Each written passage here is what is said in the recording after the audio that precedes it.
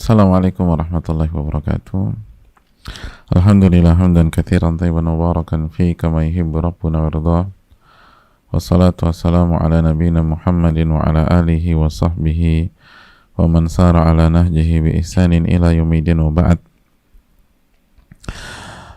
Hadirin Allah muliakan, tidak ada kata yang pantas untuk kita ucapkan pada kesempatan kali ini kecuali meminta pertolongan kepada Allah dan meminta keberkahan kepadanya dengan menyebut namanya. Sebagaimana marilah kita memuji dan memuja Allah Subhanahu wa taala atas segala nikmat dan karunia yang Allah berikan dan Allah limpahkan kepada kita, nikmat yang tidak mungkin kita bisa hitung atau kita kalkulasikan.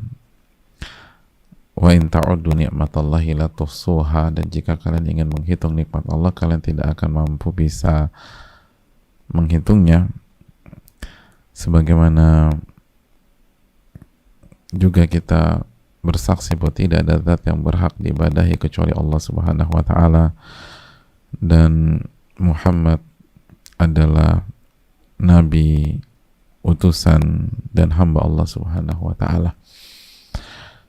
Dan terakhir marilah kita mengucapkan salawat dan salam kepada Nabi kita Muhammadin alaihi salatu wassalam beserta para keluarga, para sahabat dan orang-orang yang istiqomah berjalan di bawah naungan sunnah beliau sampai hari kiamat kelak. Hadirin Allah muliakan, kita masih bersama dengan surat At-Talaq ayat 2 dan 3 yang dibawakan oleh Al-Imam An-Nawawi rahimahullahu ta'ala. Jadi masih bersama Imam Nawawi, masih bersama Riyadhus Shalihin, dan masih bersama wa man yattaqillah yaj'al lahu makhraja wa yarzuqhu min haitsu la yahtasib. Barang siapa yang bertakwa kepada Allah, Allah akan berikan jalan keluar dan Allah akan berikan rizki dari arah yang tidak ia duga-duga atau tidak ia sangka-sangka sebelumnya. Surat At-Talaq ayat 2 dan ayat 3. Ayat yang sangat penting untuk kita angkat dan kita bahas bersama-sama jamaah sekalian yang Allah muliakan. Wa man yattaqillah yaj'al lahu makhraja wa yarzuqhu min haitsu la yahtasib. Barang siapa yang bertakwa, Allah akan berikan jalan keluar dan Allah akan berikan rezeki dari arah yang tidak pernah ia duga-duga, yang tidak pernah ia sangka-sangka. Hadirin Allah muliakan, kemarin kita sudah bahas tentang kaitan ketakwaan dan solusi serta jalan keluar. Pada kesempatan kali ini kita akan lanjutkan pembahasan kita terhadap ayat yang begitu luar biasa ini, yang dikatakan kalau saja seorang hamba benar-benar mentadaburi dan mengamalkan ayat ini, lakafathum, maka ayat ini akan mencukupkan kebutuhan-kebutuhan mereka. Jadi ayat ini akan mencukupkan kebutuhan-kebutuhan mereka. Makanya jamaah sekalian, pelajaran pertama hari ini dari surat At-Talaq ayat 2 dan 3, wa man yattaqillah yaj'al lahu makhraja wa yarzuqhu min haitsu la yahtasib. Barang siapa yang bertakwa kepada Allah, Allah akan berikan solusi dan Allah akan berikan rizki dari arah yang tidak ia duga-duga.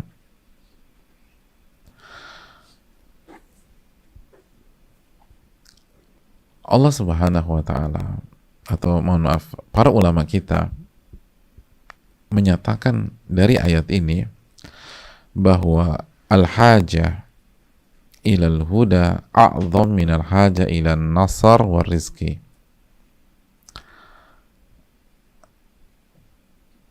Kebutuhan kita terhadap hidayah itu lebih besar daripada kebutuhan pada rizki, pada harta, pada materi. Jadi kata para ulama, jemaah saya ulang, al-haja ilal huda a'zam minal haja ilan nasar wa rizki. Kebutuhan terhadap hidayah itu lebih besar daripada kebutuhan pada kesuksesan dan materi atau harta benda.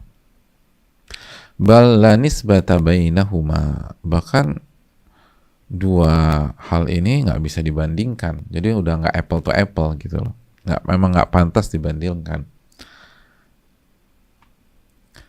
Kenapa demikian? Kenapa para ulama menjelaskan bahwa kebutuhan terhadap hidayah lebih besar daripada kebutuhan terhadap materi, kebutuhan terhadap kesuksesan duniawi? Li'annahu idza hudiya kana minal muttaqin. Karena kalau orang sudah dapat hidayah, maka ia akan menjadi orang yang bertakwa. Dan jika dia bertakwa, dia akan mendapatkan surat At-Talaq ayat 2 dan 3 ini. Wa man yattaqillah yaj'al lahu makhraja wa yarzuqhu min haitsu la yahtasib. Barang siapa yang bertakwa, Allah akan memberikan solusi dari masalahnya. Allah akan berikan jalan keluar dari problematikanya, dan Allah akan berikan rizki dari arah yang tidak pernah ia duga-duga sebelumnya. Dan angle yang sangat menarik dari para ulama kita. Jadi kebutuhan terhadap hidayah itu lebih besar, lebih urgent, lebih darurat daripada kebutuhan terhadap kesuksesan duniawi dan harta, materi, dan lain-lain. Kenapa demikian? Karena kalau kita dapat hidayah, dipastikan kita akan mendapatkan solusi dan rezeki. Dipastikan kita akan mendapatkan solusi. Dan orang tuh kalau dapat solusi terus, sukses juga lama-lama. Dia kan sukses. Setiap ada masalah dapat solusinya. Ada masalah solusinya, udah. Dia kan juara di bidangnya. Dia kan juara di bidangnya. Dia kan berhasil di bidangnya. Dan dia dapat rezeki. Tapi belum tentu sebaliknya. Orang dikasih materi segala, belum tentu dikasih hidayah. Orang dikasih kesuksesan secara duniawi, belum tentu dikasih hidayah. Dan itu sebuah hal yang sangat jelas. Mereka nggak sholat, mereka nggak dekat sama Allah, dan akhirnya mereka kehilangan hal yang paling indah di dalam dunia, yaitu ma'rifatullah, mengenal Allah dan beribadah kepada Allah Subhanahu wa Ta'ala. Jadi ini pelajaran yang sangat penting, bahwa kebutuhan terhadap hidayah jauh lebih besar daripada kebutuhan terhadap kesuksesan duniawi dan materi. Maka ini yang harus dikejar. Begitu orang dapat hidayah, dia akan bertakwa. Begitu dia bertakwa, ya ja'allahu makhraja, dia akan dapat solusi. Wa yarzuqhu min haitsu la yahtasib, dan dia akan mendapatkan rezeki dari arah yang tidak ia duga-duga sebelumnya. Ia akan mendapatkan rezeki dari arah yang tidak ia duga-duga sebelumnya. Oleh karena itu, hadirin Allah muliakan, ini yang perlu kita camkan bersama-sama, bahwa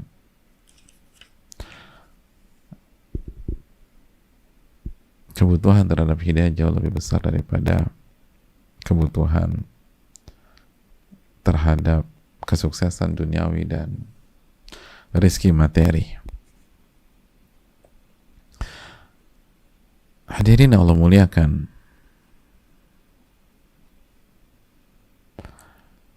pelajaran yang berikutnya, oleh karena itu Al-Imam Asy-Syafi'i rahimahullahu ta'ala, Al-Imam Asy-Syafi'i pernah mengatakan, dan bisa dicek dalam As-Siyar, man lam yu'izzahu taqwa fala izzalah. Barang siapa yang tidak dimuliakan oleh ketakwaan, maka tidak ada kemuliaan sama sekali terhadap dia.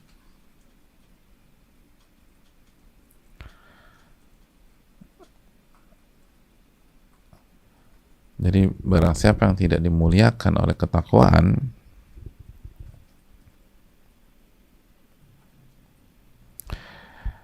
maka tidak ada kemuliaan sama sekali pada orang tersebut.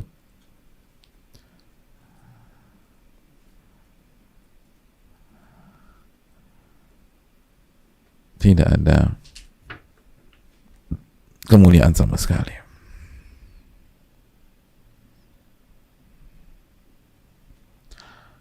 tidak ada kemuliaan. Karena itu tadi, dengan kemuliaan akan ada solusi,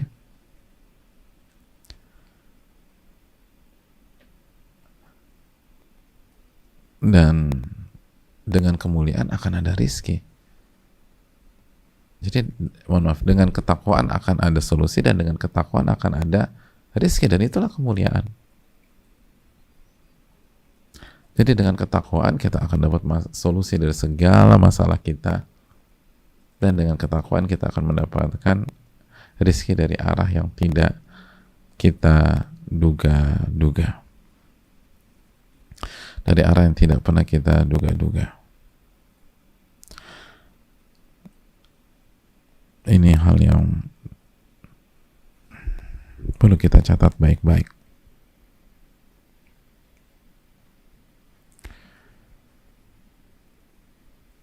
Hadirin Allah muliakan,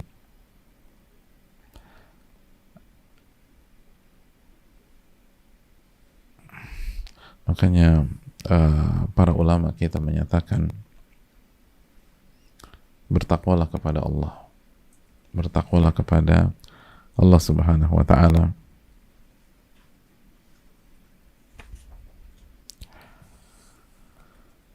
Fa inna qalila hadzal amr ma'a taqwallahi katsir.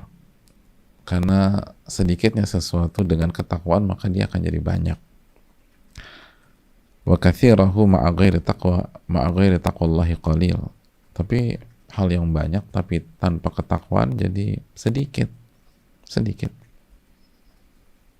Makanya fokus pada ketakwaan, bukan fokus pada kuantitas. Karena kuantitas sebanyak apapun, kalau nggak ada ketakwaan di sana, kalau nggak ada keikhlasan, kalau nggak ada jalan yang benar,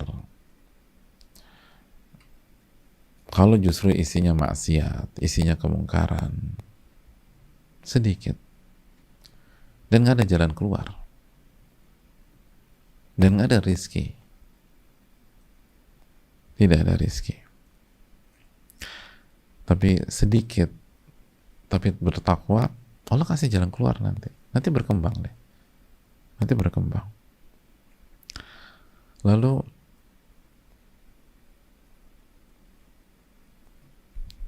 akan ada rizki dari jalan yang tidak kita duga-duga sebelumnya. Itu poin yang berikutnya jemaah sekalian. Para ulama menjelaskan apa itu rizki. Dia akan mendapatkan rizki dari arah yang tidak ia duga-duga.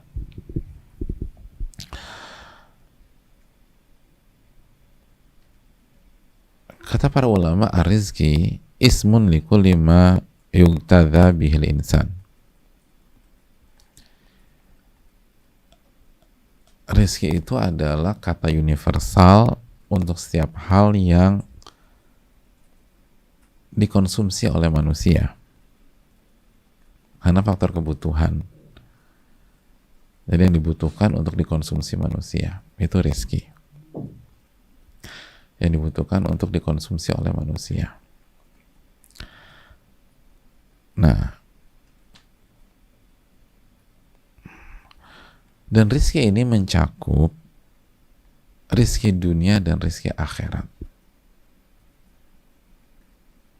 Rizki dunia dan rizki akhirat.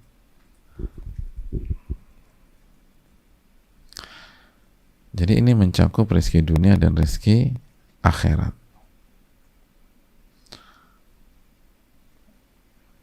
Kenapa?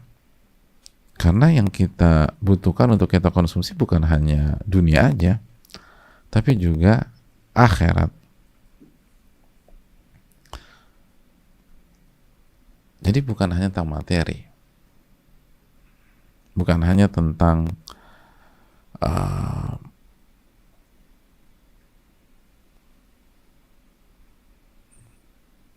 uang, bukan hanya tentang jabatan, bukan hanya tentang barang, bukan tentang sandang, pangan, papan, tapi juga surga. dan segala fasilitas yang ada di akhirat kelak.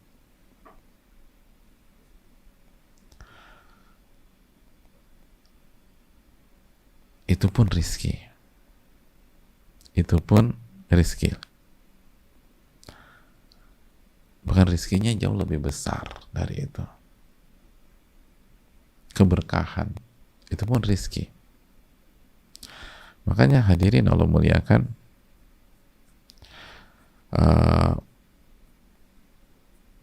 para ulama kita seperti Ibnu Uyainah, Sufyan bin Uyainah, ketika menjelaskan ayat ini, beliau bilang makna Allah akan berikan rezeki dari arah yang tidak ia duga-duga adalah keberkahan dalam rezeki. Itu tafsirnya. Jadi makna Allah akan berikan rezeki dari arah yang tidak ia duga-duga, itu diantara maknanya keberkahan dalam rezeki itu sendiri.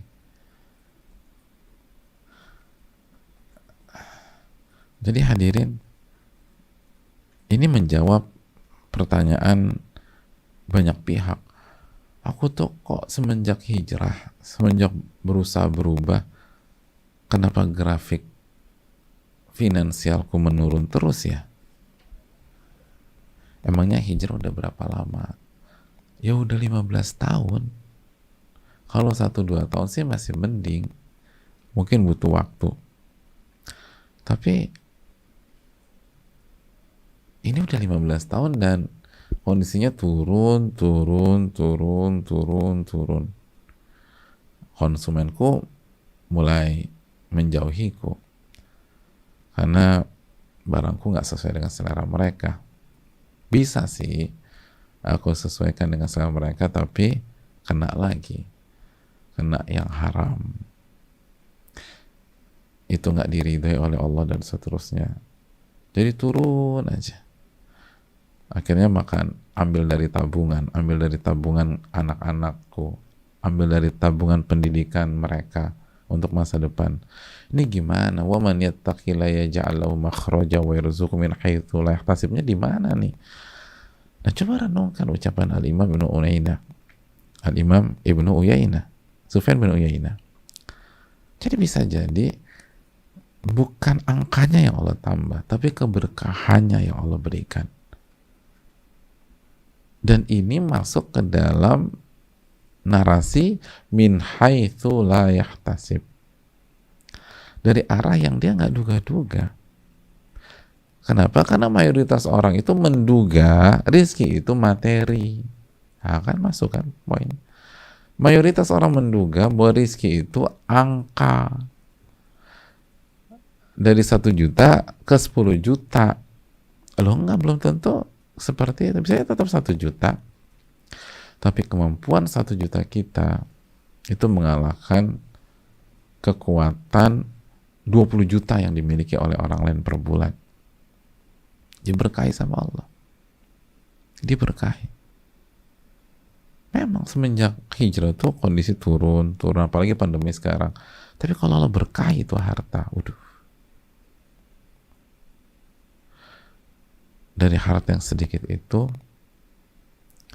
rumah tangga kita semakin solid, semakin kuat.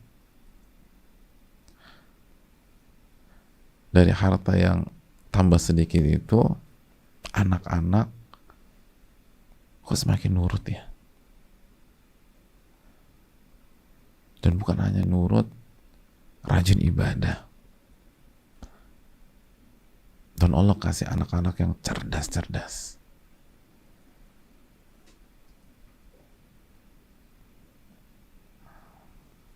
Berkah.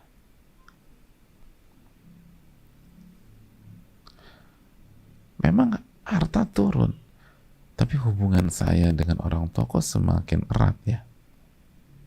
Dulu berantem terus sama orang tua, tapi sekarang dilapangkan sama Allah Subhanahu wa taala. Enak aja. Jadi jangan berpikir rezeki itu hanya materi. Enggak. keberkahan rizki itu juga penting, dan itu tidak bertentangan dengan ayat ini, karena sekali lagi min haitsu la yahtasib, banyak orang tuh berpikir, atau mayoritas orang berpikir bahwa rizki itu uang. Enggak, makanya kan dari arah yang tidak ia duga-duga, dari arah yang tidak ia duga-duga.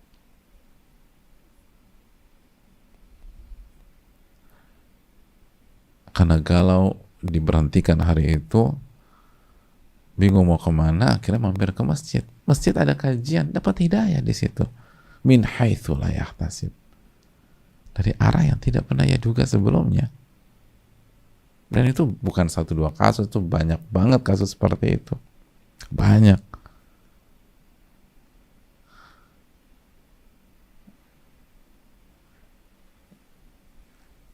Rizki dunianya Allah syaratkan, rizki akhiratnya Allah lapangkan.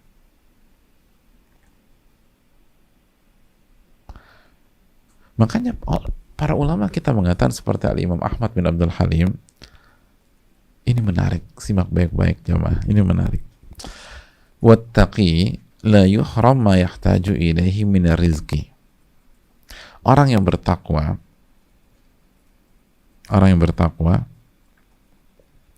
itu tidak akan dihalangi dari rizki yang menjadi kebutuhannya.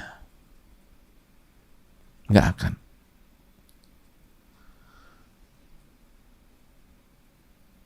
Jadi tidak akan dicegah, dihalang-halangi dari rizki yang merupakan kebutuhan dia pada saat itu.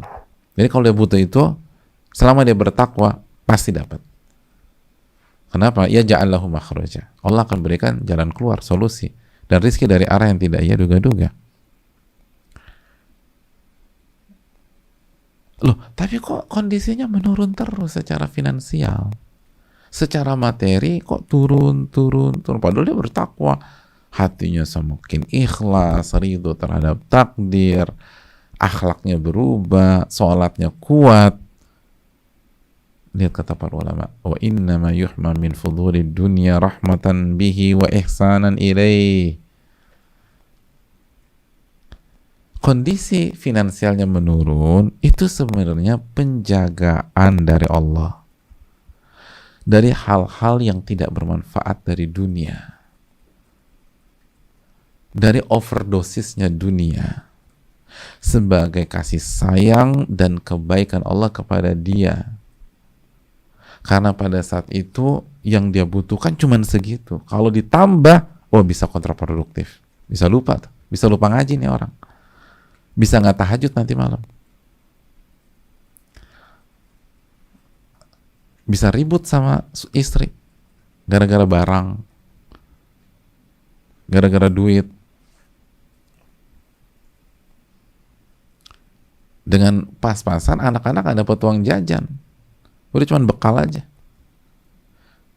Karena Allah tahu kalau ini anak udah SMP atau SMA, ini kalau dapat uang jajan, beli rokok nanti pulang sekolah. Ada yang beli ganja nanti, ngedrags lah. Dijaga, karena nggak punya uang nggak bisa apa-apa. Bandar juga malas deketin dia. Nggak punya duit nih orang, nggak usah deketin. Bandar yang nggak deketin dia, nggak punya fulus. Itu penjagaan.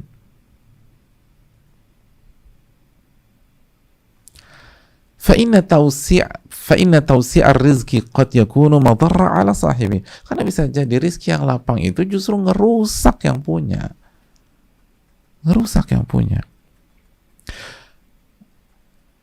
Wa taqdirahu yakunu rahmatan li sahibi. Dan rizki yang pas-pasan, yang minimalis, justru rahmat Allah kepada orang tersebut atau hambanya itu. Jadi sangat bisa terjadi demikian. Lalu Al-Imam Ahmad bin Abdul Halim membawakan surat Al-Fajr ayat 15-16. Jadi ini bukan ngasal, bukan asumsi. Buka surat Al-Fajr 15-16. Fa'ammal insan idza mabtalahu rabbuhu fa akramahu wa na'amahu fa yaqulu rabbi akraman. Adapun manusia, atau kita baca dulu ayat, wa amma idza mabtalahu faqadara alaihi rizqahu fayaqulu rabbi ahanan. Artinya adapun manusia itu kalau diuji oleh Rabb-nya dengan dikasih harta, dikasih materi dan kesenangan dunia, maka dia gampang banget buat kesimpulan Rabbku sedang memuliakanku. Lihat. Karena pikirannya selalu ke materi. Dia menduga Rabbku sedang memuliakanku. Wa amma idza mabtalahu faqadara alaihi rizqahu fayaqulu rabbi ahanan. Adapun manusia itu kalau Rabbnya sedang mengujinya dengan cara membatasi rizkinya, status sosialnya direndahkan, maka dia menduga dan berasumsi Rabbku sedang menghinakan aku. Kalla, bukan begitu. Bukan seperti itu. Makanya min haitsu la yahtasib, rizki itu dari arah yang tidak ia duga-duga. Mayoritas manusia duganya kayak gini nih. Kalau dikasih fulus banyak, dikasih uang banyak, dikasih harta banyak, oh Rabbku senang memberikan reward kepada aku, memberikan kemuliaan kepada aku. Dan mereka menduga kalau dikasih seret rizki, dikasih sedikit rizki secara materi, maka Rabbku sedang menghinakanku. Kaitkan dengan At-Tolak ayat 3, rizki dari arah atau dari sisi yang tidak ia duga. Ketika manusia menduga banyaknya rizki adalah bentuk atau simbol memuliakan dan sedikitnya rizki adalah simbol penghinaan, maka Allah hadirkan sebaliknya. Justru banyaknya rizki buat orang tersebut yang bertakwa ini bisa menghancurkan dia. Maka Allah jaga dengan Allah sedikitkan rizki materi dunianya. Agar apa? Agar Allah muliakan dia. Maka ini min haitsu la yahtasib, atau sisi min haitsu la yahtasib, dari arah yang tidak ia duga-duga sebelumnya. Oleh karena itu hadirin, kira-kira ini buat kita sendiri, kita nggak bicara orang lain. Ketika kita berhijrah, ketika kita berusaha ke Allah, lalu pulang kembali kepada Allah, maka pantaskah pola pikir kita selalu dikaitkan dengan materi dunia, materi dunia, materi dunia? Pantaskah target hijrah kita hanya sebatas perbaikan finansial keluarga atau ekonomi keluarga? Jadi sebenarnya kita mau cari apa?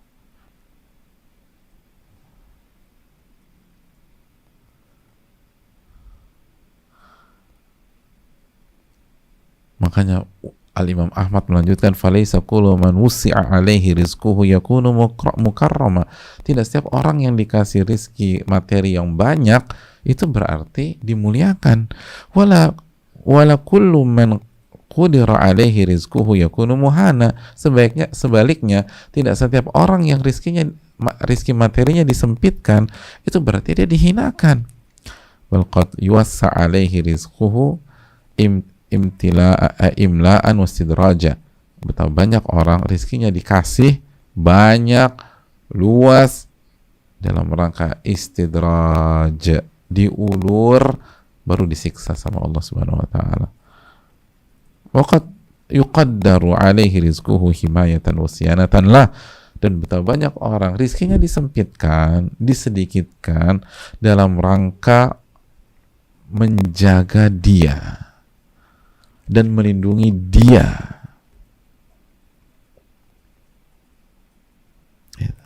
Menjaga dia dan melindungi dia. Karena nggak punya uang, maka ketika teman-teman segengnya rencana traveling ke luar negeri, dia nggak ikut. Gara-gara nggak punya duit. Yang lain punya duit, dia nggak punya duit. Dia nyesal, padahal ketika di sana mereka zina, mereka minum khamar. Teman-teman segengnya zina, minum khamar, clubbing, segala macam, bebas, judi. Jadi ketika ketidakpunyaan duitnya dia pada saat itu menyelamatkan dia, menolong dia. Kalau dia punya fulus, Kalau dia punya uang, dia udah berangkat tuh. Begitu berangkat tuh udah maksiat. Dan ini bukan satu dua kasus. Mungkin di antara kita alami itu. Awalnya kita kesel, aduh kenapa sih rencananya pas sekarang, pas aku nggak punya uang. Coba tahun lalu aku lagi banyak uang. Nggak usah tahun lalu, 3 bulan yang lalu deh masih banyak uang. Sekarang nggak punya uang. Pada pergi tuh teman-teman. Itu menyelamatkan.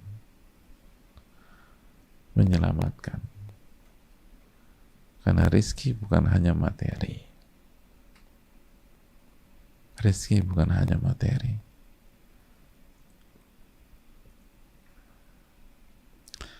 Rizki bukan hanya materi. Hadirin Allah muliakan. Makanya para ulama kita menyatakan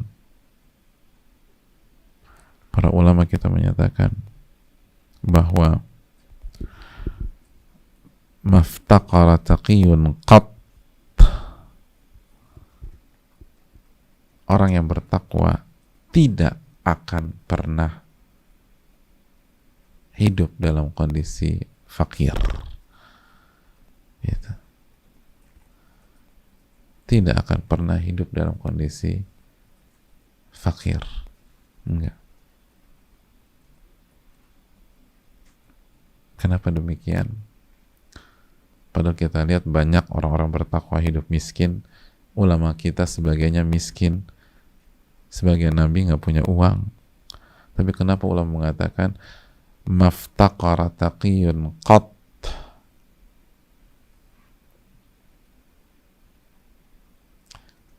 Setidaknya kita bisa sebutkan 2 alasan. Yang pertama, bahwa sebagaimana keterangan Imam Ahmad bin Abdul Halim di atas, bahwa rizki itu mencakup rizki dunia dan rizki akhirat. Dan orang-orang bertakwa pasti dapat rizki akhirat. Dan itu sebenar-benarnya rizki atau sebesar-besarnya rizki. Dan miskinnya dia di dunia ternyata bentuk penjagaan Allah agar dia tidak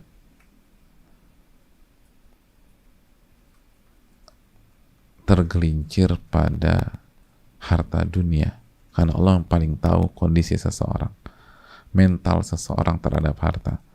Ada orang yang kuat menahan ujian harta seperti Abu Bakar, seperti Umar, seperti Uthman, seperti Ali bin Abi Thalib ketika jadi khalifah radhiyallahu taala anhum, semoga Allah meridhai mereka semua, seperti Abdurrahman bin Auf, seperti Sa'ad bin Abi Waqqas radhiyallahu taala anhuma, dan seluruhnya. Tapi ada sebagian orang nggak sanggup menahan ujian harta. Dan Allah Maha Tahu. Allah Maha Tahu. Makanya di dunia nggak dikasih uang sama Allah. Padahal udah takwanya udah keren banget, udah masya Allah banget. Tapi Allah kasih rizki akhirat. Dan itulah rizki terbesar. Coba kita buka surat At-Talaq ayat 11. Ketika Allah Subhanahu wa taala berfirman di dalam surat At-Talaq ayat 11 tentang masalah rizki. Tentang masalah rizki.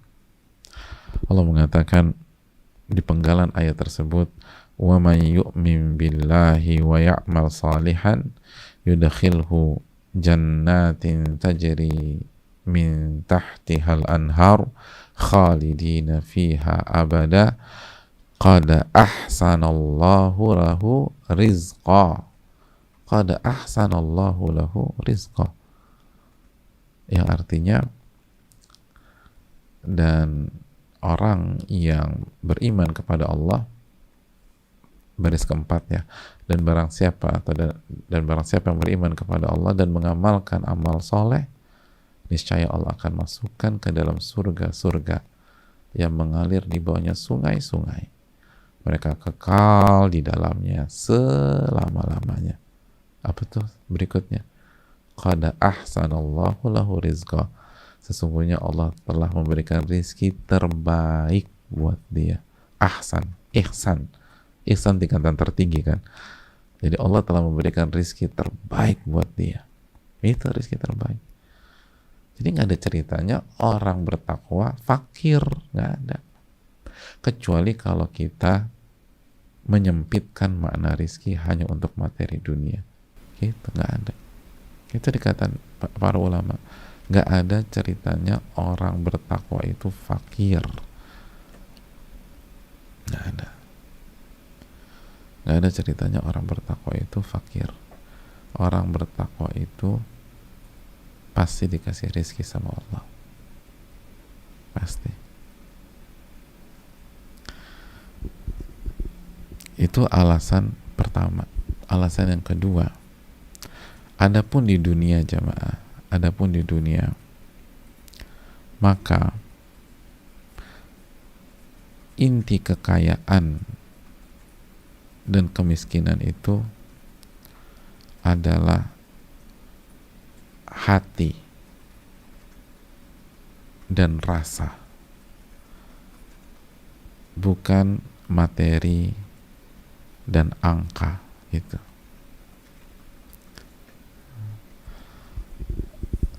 Jadi inti kekayaan itu adalah hati dan rasa, bukan materi dan angka. Keliru orang yang mengatakan kaya itu pada angka, bukan. Kaya itu hati dan rasa. Nanti kita akan ketemu dengan hadisnya. Tapi bocoran aja.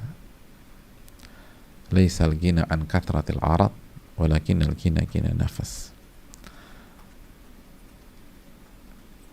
Kekayaan itu bukan kekayaan harta dan aset, tetapi kekayaan itu adalah kekayaan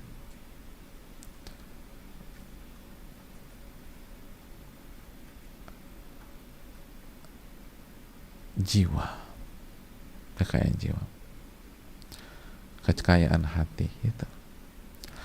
Maka orang yang bertakwa nggak mungkin jadi orang fakir, karena jiwanya itu kaya walaupun nggak punya uang. Lihat nih, asal benar-benar bertakwa ya, bukan hanya penampilan aja. Ia nggak akan ngeluh, ia akan optimis, ia akan tenang, ia akan nyaman. Lihat, padahal nggak punya apa-apa, padahal nggak tahu besok mau makan apa, nggak punya uang buat besok. Tapi kalau orang itu benar-benar bertakwa, yakin sama Allah, oh tenang, enak, bahkan lebih tenang daripada orang kaya secara materi. Lihat. Dan bukan berarti santai, enggak. Bukan berarti nggak berusaha, nggak berikhtiar, nggak punya effort, nggak berjuang. Enggak, dia berjuang. Tapi tenang aja dia. Karena hati yang kaya. Itu tadi. Orang min haitsu la yahtasib. Allah akan kasih rezeki dari arah yang nggak pernah mereka duga. Jangan berpikir materi terus. Orang berpikir rezeki itu materi. Enggak, Allah kasih kekayaan hati. Bisa jadi ke arah sana. Rizki nggak nambah, materi nggak nambah, tapi hatinya bertambah kaya. Wah, enak hidup kayak begitu. Hidup tuh nggak dikejar-kejar dunia, tapi tetap totalitas. Karena orang yang bertakwa tahu, innallaha yuhibbu idza amila ahadukum amalan an yutkina. Allah tuh senang kalau orang mengerjakan sesuatu itu totalitas, maksimum, senang. Tapi bukan dikejar-kejar dunia gitu loh. Nggak ada ketakutan, nggak makan besok, nggak ada. Karena kan mereka baca hadis. Orang bertakwa kan tahu dalil. Contohnya mereka tahu hadis Abdullah bin Mas'ud. Pernah dengar hadis ini nggak? Dalam hadis, faman talaba dunya talabatul akhirah. hatta yudrikahul mautu fayakhudhahu. Barang siapa yang mengejar dunia, maka ia akan dikejar-kejar, dihantui akhiratnya sampai dia meninggal dan diambil nyawanya. Hidupnya nggak akan tenang. Orang yang kejar dunia, kejar-kejar dunia, itu dia kan, makanya kan banyak yang paranoid mati, paranoid, takut mati, segala macam, nggak tenang. Pokoknya hidupnya takut aja, dan kejadian nanti mati dia. Dan sebaliknya, waman talabal akhirat, simak baik-baik penggalan berikutnya, waman talabal akhirata talabathu dunya. Dan barang siapa yang hidupnya mengejar akhirat, itu dunia ngejar-ngejar dia dari belakang. Masya Allah. Hatta yastawfiya minha rizqaha, sampai rizkinya dikasih semua oleh Allah Subhanahu wa taala. Jadi barang siapa yang hidupnya mencari akhirat, itu dunia ngejar-ngejar dia dari belakang. Ngejar-ngejar dia dari belakang. Kita lagi santai segala macam, tiba-tiba ada orang datang nawarin kontrak. Ayo dong mas, deal sama saya. Mbak, sign dengan saya dong mbak. Orang lain tuh jungkir balik nyari kontrak, jungkir balik nyari kesepakatan. Kita lagi santai, datang orang. Ayo dong, kita kasih penawaran bagus deh, asal sign. Semua terserah, tapi saya nggak punya waktu nih. Terserah mau kapan mau dikerjain, yang penting saya mau Anda yang megang proyek ini. Yang penting saya mau Anda yang menjalankan hal ini. Yang penting saya mau Anda yang ngatur semuanya. Tapi saya nggak punya. Ya udah, kalau nggak bisa turun langsung, supervisor deh, atau konsultan deh, advisor deh. Pokoknya Anda harus ada di tim ini. Tapi saya sibuk, tolong. Saya tahu banyak orang kayak begitu. Itu yang saya tahu dengan keterbatasan saya. Apalagi yang lain, yang lebih pengalaman dan seterusnya, banyak. Dan mereka punya benang merah, cari akhirat. Ketika cari akhirat, dikejar. Dunia ngejar dia. Sampai rezekinya dikasih oleh Allah.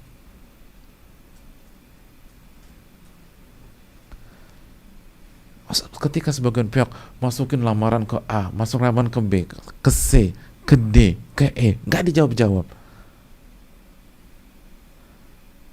Ada sebagian orang itu matikan handphone, terus matikan handphone, lalu minggu depannya dia buka handphonenya, itu WA atau email masuk semua, dan menawarkan kerjasama lah, menawarkan kontrak lah, menawarkan kerjaan lah, menawarkan proyek lah.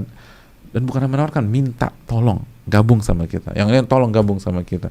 Orang minta, dia sengaja matiin handphonenya, dia nggak buka emailnya. Begitu dia buka,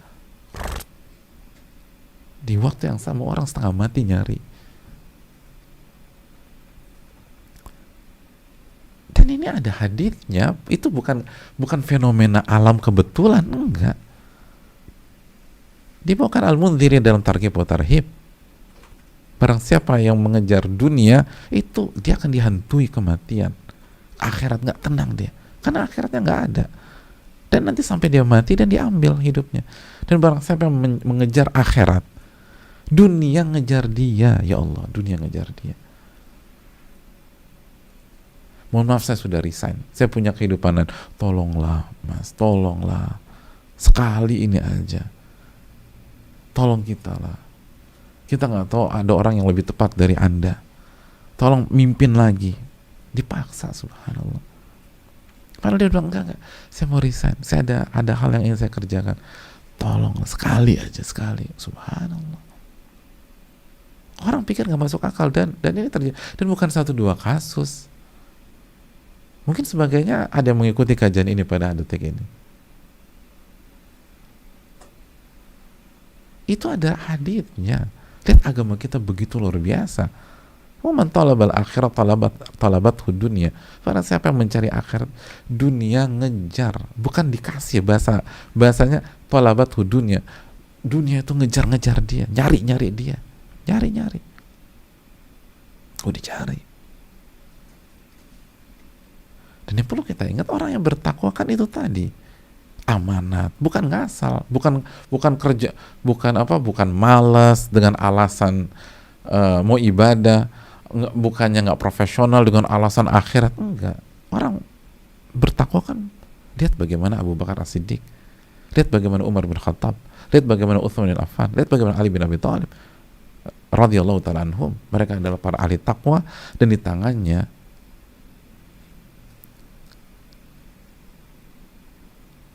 Islam menjadi kekuatan yang sangat diperhitungkan dunia. Ahli takwa. Dan lihat mereka, antum lihat aja Khulafa Rasyidin, semuanya nggak pengen khalifah, semua nggak pengen kekhilafahan, semuanya itu Abu Bakar, Umar, Uthman, Ali radhiyallahu ta'ala anhum, itu nggak ingin jabatan, tapi dikejar-kejar. Ini real. Jadi sejarah menjelaskan demikian, ini menjelaskan semuanya. Umar bin Abdul Aziz nggak pengen itu, nggak ingin. Hasan bin Ali radhiyallahu ta'ala anhu, cucu Rasulullah SAW, ngasih kekuasaan kepada Muawiyah. Mereka mereka dikejar-kejar dunia. Benar, itu real. Bukan majas hiperbola, ini real. Mereka dikejar-kejar dunia. Dan sebagian kita ngerasain itu. Kita nggak ngapa-ngapain. Bahkan kita menghindar, dikejar sama dunia. Kita menghindar. Tadi kita cuma duduk di rumah mungkin ya. Tapi sebagian orang, dia ngumpet, dikejar sama dunia. Dia ngumpet. Dia pergi kemana? Dicari orang. Ternyata lo di sini, gue cariin lo kemana-mana. Ini nih ada kerjaan buat lo. Pernah nggak kita dengar kalimat-kalimat sederhana begitu? Kita lagi menghindar orang, tiba-tiba ketemu, gue udah duga lo ada di sini. Pasti kalau lo lagi nggak pengen ditemuin, lo main ke sini. Ini nih bro, ada kerjaan. Loh, ada kerjaan lagi. Bener, lagi ngumpet, ada kerjaan. Ada kerjaan. Karena nyari akhirat. Makanya karena Nabi SAW, atau dalam hadits Abu Sa'id Al-Khudri, "Lau farra ahadukum min rizqihi adrakahu kama yudrikul maut." Apabila salah seorang dari kalian kabur dari rizkinya, maka rizkinya akan mengejar dia sebagaimana maut mengejar dia. Itu. Rizki akan ngejar. Asal kita bertakwa deh. Rizki akan ngejar. Maka bertakwa kepada Allah. Dan cari akhirat. Nah, maka orang yang kayak gini kan hatinya akan tenang. Dia tahu konsepnya, yang penting saya jaga hak Allah, saya bertakwa, saya ngejar akhirat.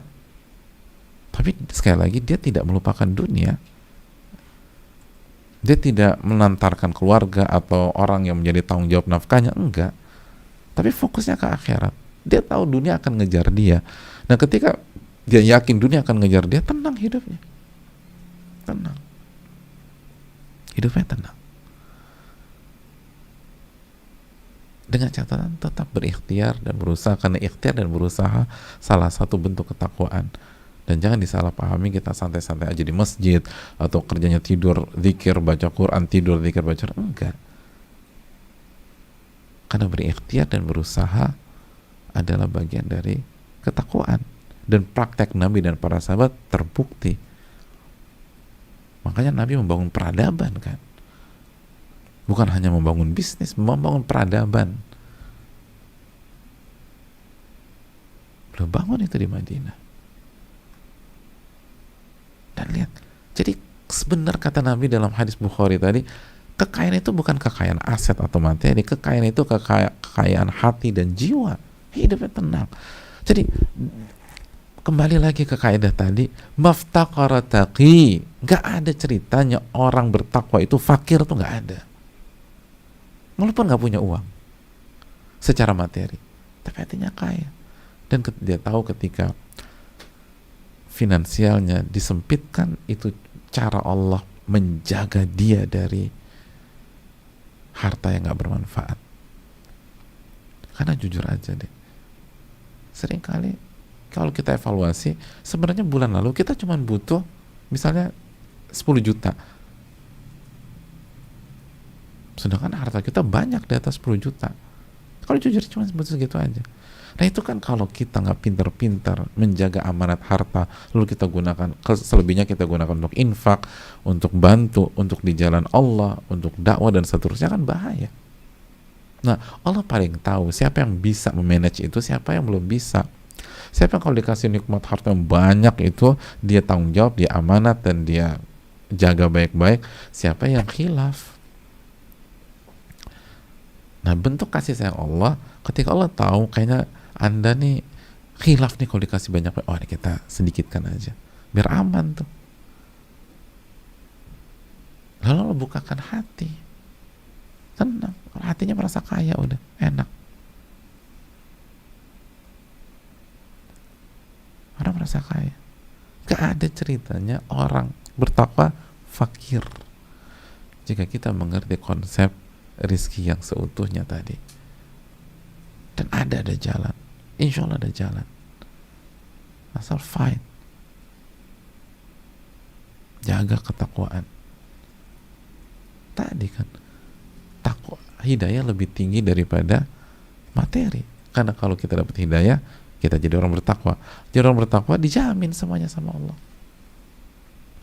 Makanya jangan terlalu pakai logika dan pemikiran, walaupun logika itu bagus, tapi yang membuat kita galau, kita lebih mengedepankan logika kita, analisa kita dan perhitungan kita, apalagi dalam kondisi pandemi atau resesi yang menghantui kita pada saat ini, dibanding berusaha menjadi orang yang bertakwa. Padahal Allah sudah bilang itu rizki dari arah yang tidak ia duga-duga, tetap aja memperbanyak, mengedepankan dugaan. Allah udah bilang rizki itu dari arah yang tidak Anda duga-duga, rizki itu dari arah yang tidak Anda pikirkan sebelumnya.